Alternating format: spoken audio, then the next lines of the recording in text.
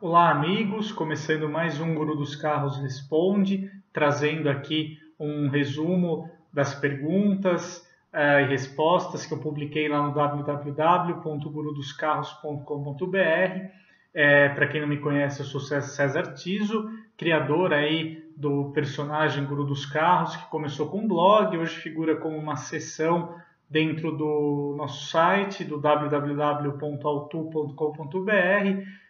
Eu sou um jornalista automotivo aí com mais de 10 anos de experiência no setor e coloco à sua disposição a minha experiência para ajudá-lo aí na sua escolha do próximo automóvel, seja ele novo, seminovo, usado, enfim. Então, acessa lá de novo www.gurudoscarros.com.br. Lá você encontra o formulário para enviar sua pergunta. Eu recebo aí as dúvidas, tento compilar aí, responder uma que aborde aí vários outros leitores também, temas aí semelhantes. E a gente vai discutindo, seja lá no site ou aqui no nosso canal no YouTube, sobre as melhores opções de compra aí que se tornem mais interessantes pelo seu dinheiro. Bom, eu gostaria de começar o vídeo de hoje com uma dúvida enviada pelo Carlos, que eu achei bem interessante. É um segmento aí que conta com ótimas opções hoje em dia e também atua aí, está dentro de uma faixa de mercado que muitos consumidores aí de SUVs estão migrando. Bom, no caso do Carlos, ele me pergunta o seguinte: ele tem aí de 130 a 150 mil reais para comprar um SUV médio e perguntou a minha análise sobre qual é a melhor opção. Como o próprio Carlos destaca, eu já mencionei anteriormente, a gente tem ótimas opções hoje dentro dessa categoria. Então você está falando aí nesse intervalo de valores, já é possível adquirir modelos como Chevrolet Equinox, Peugeot 3008, uma série aí de modelos, o próprio Hyundai New Tucson, por exemplo, enfim, uma infinidade de ótimos produtos, bons SUVs médios, que projeta aí esse segmento, essa categoria como uma das mais interessantes hoje do mercado em termos de produto. Bom, respondendo de uma forma objetiva aqui para o Carlos, eu recomendei a ele partir para o Volkswagen Tiguan Allspace. O qual é o seguinte: hoje o modelo você consegue encontrá-lo aí partindo de 125 mil reais na sua configuração com 5 lugares ou 150 mil reais se você optar pela versão intermediária Comfortline, que traz aí 3 fileiras de assentos, então portanto consegue acomodar 7 passageiros. Bom, por que no meio de tantos carros bons eu recomendei para o Carlos optar pelo Tiguan Allspace? Acontece o seguinte: o Carlos ele comentou comigo que ele gostaria de um carro bom, espaçoso, para viajar com a família e também vai ser o carro que ele vai usar aí no dia a dia. Então, no Tiguan Allspace, você encontra uma cabine muito espaçosa para 5 passageiros e um porta-malas também na mesma medida muito amplo. Você tem uma capacidade aí que chega nos 700 litros. Se você, seja aí na configuração com 5 ou 7 lugares, a capacidade aí é bem próxima. Você tem um compartimento de bagagens muito bom, atende uma família aí com muita tranquilidade. Você vai conseguir levar todas as bagagens aí sem nenhuma dificuldade. A vantagem do Tiguan sobre os outros modelos vai em grande parte para o conjunto propulsor. Você tem aí um motor 1.4 com turbo e injeção direta que é flex. São raros os modelos nessa categoria aí de SUVs médios, nessa faixa de valor aí gravitando nos 150 mil reais, que podem aceitar também etanol. Então com isso, e ele é um motor também muito eficiente, você consegue médias de consumo aí na casa de 10 km por litro com gasolina na cidade, chega aí nos 12, até supera com uma certa facilidade os 12 km por litro na estrada, também com gasolina. Então isso vai ser muito bom para o Carlos, para você aí que está em dúvida, também tem uma dúvida parecida. Se ele vai ser o seu carro do dia a dia, é bom que o carro seja econômico, que não onere muito do ponto de vista do consumo. Então, você, em relação a muitos rivais, aí, por exemplo, com o motor 2.0 turbo, por exemplo, você tem um nível superior de desempenho no Chevrolet Equinox, por exemplo, mas o consumo cresce na mesma medida. É claro que uma coisa está vinculada à outra.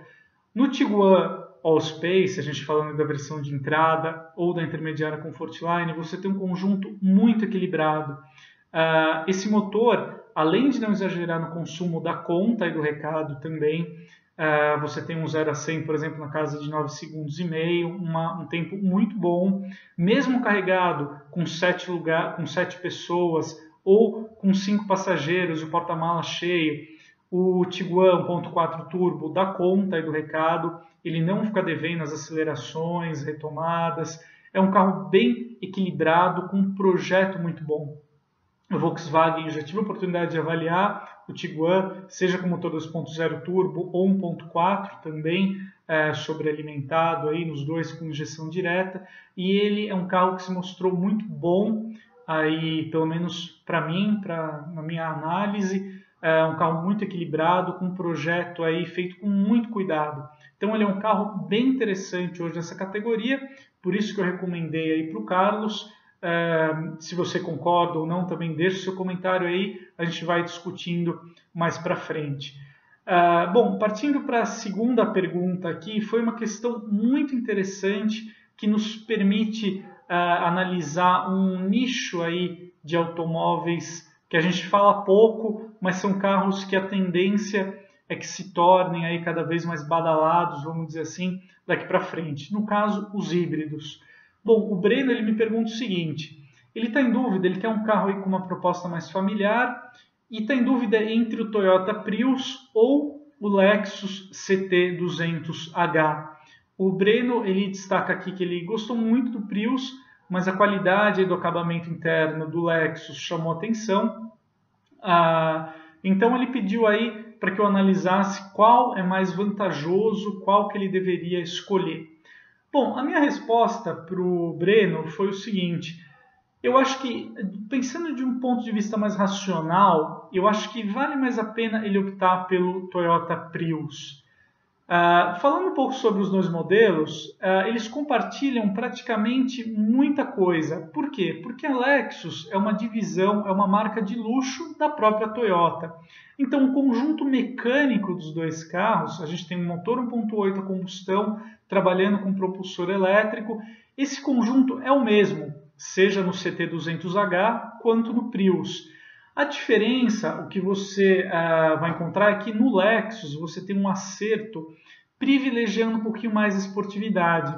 Já no Prius, esse conjunto busca entregar a máxima eficiência. Tanto é que você tem um consumo urbano no Prius bem menor que no Lexus, por exemplo.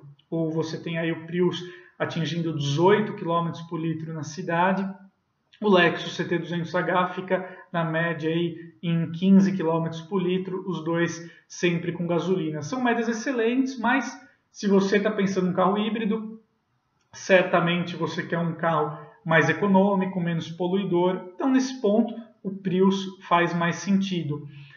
Outro ponto que favorece o Prius, por isso ele foi a minha recomendação para o Breno, vai para o custo-benefício. A gente tem o Prius hoje custando aí R$126 mil, já trazendo um bom pacote. A gente tem uma central multimídia, sistema de som premium, revestimento interno de couro, carregamento para smartphone por indução, por exemplo. Então ele é um carro bem completo. Uma configuração equivalente à do Prius, no caso do Lexus CT200H, você teria que gastar R$30 mil a mais para optar pelo Lexus aí na sua versão Luxury. Então, eu acho que você tem que despender muito mais dinheiro. Tudo bem que você tem um acabamento mais refinado, mas é uma diferença muito grande para basicamente você ter o mesmo conjunto mecânico, né? Para basicamente você ter um carro muito parecido. Então, eu acho que assim, a minha análise aqui no caso é muito mais racional. Eu acho que vale muito mais a pena aí, do ponto de vista do dinheiro gasto, né? O Breno ficar mesmo com o Toyota Prius. Toyota Prius que, na minha opinião, também é um carro excelente, combina aí muitas virtudes para um automóvel, um carro econômico, com bom desempenho, uma cabine espaçosa, bom aí para o uso familiar, que é o que o Breno vai destinar aí a aplicação do carro. Então, ele é um modelo muito interessante. Tendência aí para o médio prazo, até um longo prazo, aí, enfim, que a gente tem uma proliferação maior de carros híbridos, até mesmo elétricos, agora com Rota 2030. Então, a gente vai ver um salto aí em termos de eficiência daqui para frente nesses modelos. A Toyota hoje já testa um conjunto propulsor híbrido flex, testa no Prius, mas é muito provável que esse conjunto propulsor seja aplicado mesmo na nova geração do Corolla aqui no Brasil, que deve estrear em 2019. Mas, bom, são assuntos aí que a gente vai abordar mais para frente, aí no Auto, enfim, aqui nos nossos vídeos, e você pode acompanhar tudo lá no nosso site. Bom, a terceira e última questão do vídeo de hoje, eu gostaria de abordar aqui uma pergunta do Antônio, que ele me coloca a seguinte questão. Ele vai realizar a compra com isenção e ele está em dúvida entre o Citroën C4 Lounge e o Nissan Versa na versão SL.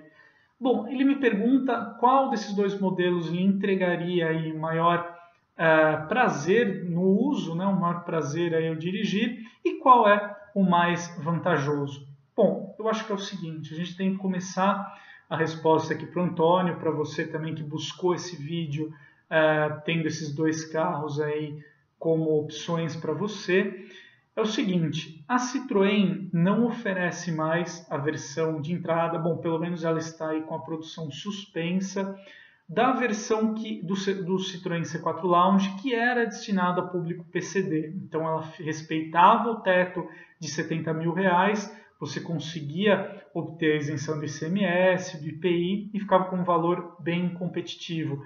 Devido à alta procura, essa configuração está com a produção aí suspensa. A gente não sabe se a Citroën vai retomar o C4 Lounge para PCD ou o C4 Cactus, é um modelo que ganharia o futuro SUV aí compacto da marca, se ele ganharia uma opção para PCD. Enfim, a gente tem que esperar a chegada aí do C4 Cactus no mercado para saber qual que vai ser o posicionamento da Citroën. Diante disso, o que a marca francesa está fazendo? Ela oferece a versão intermediária do C4 Lounge, a Feel, que hoje quase encosta aí nos R$100 mil. Você consegue a isenção do IPI para esse carro, tem aí um certo desconto também da marca, e você consegue adquirir esse carro hoje na faixa aí de R$70 mil, passando um pouquinho disso. Só que você não consegue a isenção total, né, de impostos, aí a isenção da maioria dos tributos que o público de pessoas com deficiência tem direito. No caso do Versa SL, hoje essa configuração é a topo de linha do modelo, a Nissan tirou de linha aí a versão Unique, mas o Versa SL ele respeita o teto de R$70 mil, então você consegue aí todas as isenções. A gente sabe também que a Nissan confere um desconto extra para esse tipo de cliente, para tornar aí seus carros uma boa opção dentro desse nicho de mercado. Hoje, o público PCD, a compra com isenção já responde aí por cerca de 7% do mercado, então é uma parcela bem considerável aí das vendas de carros novos. Mas é o seguinte, eu respondi para o Antônio, a gente tem que ponderar uma coisa muito importante. Eu acho que é claro que o Citroën C4 Lounge é um carro que, do ponto de vista aí do prazer ao dirigir, é um carro mais completo. É um carro de um segmento superior, tem aí um bom motor 1.6 turbo, então você consegue um nível de desempenho superior. Pelo que ele entrega em performance, até que o consumo é bem equilibrado. Você também tem os controles de tração e estabilidade de série, o que é muito importante. O Versa não oferece esses controles aí nem como um opcional.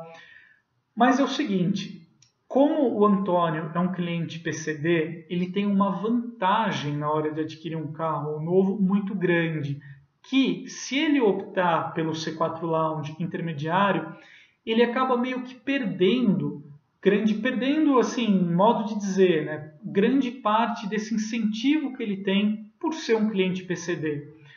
Então, eu acho que, novamente, como eu disse na questão anterior, eu acho que pensando de uma forma mais racional, pensando aí no dinheiro que você tem que gastar para comprar um carro, eu acho que vale a pena o Antônio ficar com o Nissan Versa SL, por dois motivos.